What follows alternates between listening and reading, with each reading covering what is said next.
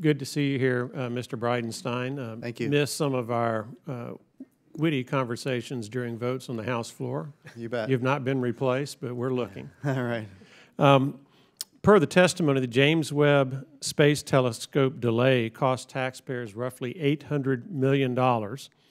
With the limited resources of the NASA budget, I'm concerned that other space priorities will have their funding impacted by these cost overruns. And that concern has been heightened by your testimony that these cost overruns may force NASA to, quote, cannibalize other missions, end quote.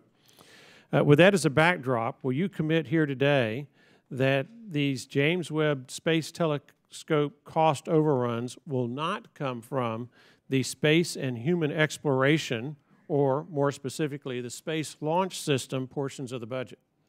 So there, at this point, that hasn't even been discussed. So this is relevant to the Science Mission Directorate exclusively, and that's where, at this point, we've had discussions about, what are the options going forward.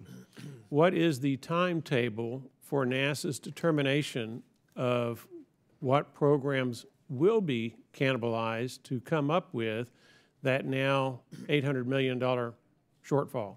So maybe the word cannibalized isn't the right word, but the idea is there is an opportunity cost going forward. What missions maybe do we not start, and that kind of thing. So the answer is by the 2021, or actually by the 2020 time frame is when we're going to need to have additional funds.